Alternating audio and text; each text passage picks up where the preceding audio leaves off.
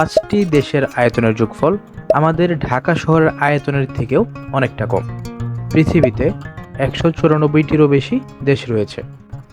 এই দেশগুলো সবগুলোই হয়তো খুব বড় এবং জনসংখ্যাও বেশি, এটা ভাবছেন, কিন্তু না। কিছু কিছু দেশ বড় দেশগুলোর তুলনায় একেবারেই ছোট।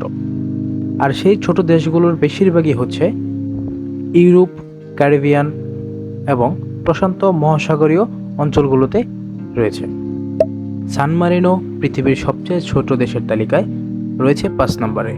মধ্য ইতালির আদ্রিয়াটিক সাগরের দিকে মাউন্ট তিতানোর ঢালে অবস্থিত এই দেশের আয়তন 61 বর্গ কিলোমিটার, জনসংখ্যা মাত্র 33,745 জন। টুভালু পৃথিবীর সবচেয়ে ছোট দেশের তালিকায় এই দেশটি রয়েছে 4 নম্বরে। দক্ষিণ প্রশান্ত মহাসাগরের বুকে অস্ট্রেলিয়া ও হাওয়াই দ্বীপপুঞ্জের মাঝে এটি অবস্থিত। এই দেশের আয়তন 26 বর্গ কিলোমিটার, জনসংখ্যা মাত্র 11,925 জন।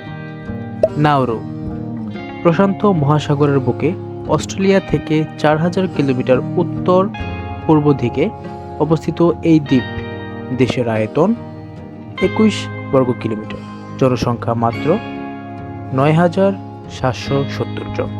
পৃথিবীর সবচেয়ে ছোট দেশের তালিকায় এটি রয়েছে 3 নম্বরে।